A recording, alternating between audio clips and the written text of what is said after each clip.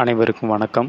இப்பொழுது இந்த உயிர்கள் உய்யும் வழி, அதில் உய்யும் நெறி என்ன அப்படின்னா, சரியை, கிரியை, யோகம் ஆகிய மூன்றும் தான் உயிர்களுக்கு உய்யும் வழி என்று சித்தாந்த நூல்கள் வலியுறுத்தி கூறுகின்றன.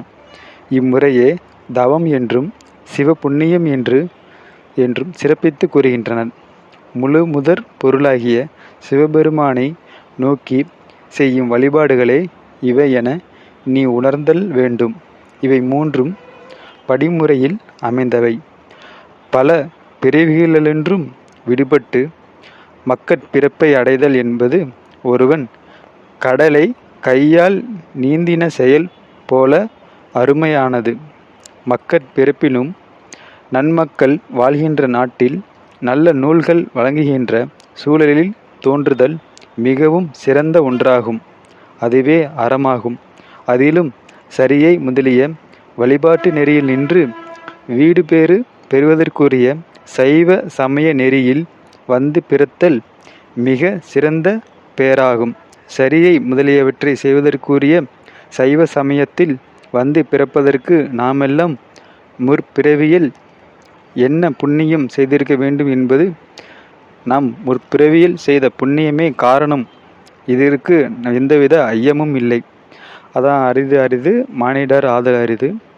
மானிடராயினும் கூன் குருடு பேடி நீங்கி பிறத்தல் அரிது. கூன் குருடு பேடி நீங்கி பிறந்தல் காலையும் ஞானமும் கல்வியும் நயத்தல் அரிது. அப்படியே நீ ஞானமும் கல்வியும் நயந்த காலையும் தானமும் தவமும் தான் செய்தல் அரிது. தானமும் தவமும் தான் செய்வாராயின் வானவர் நாடு வழி திறந்திடுமே என்று அவை தாய் சொல்லுவாங்க. இந்த உயிர்களுக்கு உய்யும் நெறி என்னன்னா சரியை, கிரியை, யோகம். இந்த மூணுலே நின்று அதோட தவமும் சிவபுண்ணியம், அதான் தானமும் தவமும்.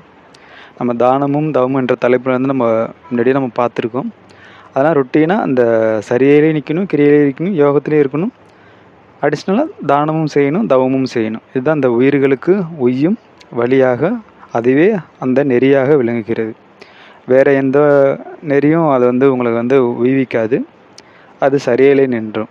இந்த சைவ சமயம் மட்டும்தான் இந்த தவம் வரைக்கும் கொண்டு போகும். அது இந்த சன்மார்க்கம் மட்டும்தான் இந்த தவ நெறியையும் உங்களுக்கு கிளாரிட்டியாக சொல்லும். இத்துடன் தலைப்பு முடிவுடையும். இன்னொரு அடுத்த தலைப்பில் சந்திப்போம். நன்றி, வணக்கம். யோக பயிற்சி விரைவில் நேரடியாக தொடங்கப்பட உள்ளது. ஏதேனும் சந்தேகங்கள் இருந்தால் நீங்கள் கமெண்ட் பாக்ஸில் தெரிவிக்கலாம். எந்த ஊரில் என்னான்னு நம்ம எல்லோரும் சேர்ந்து ஒரு முடிவெடுப்போம். நன்றி, வணக்கம்.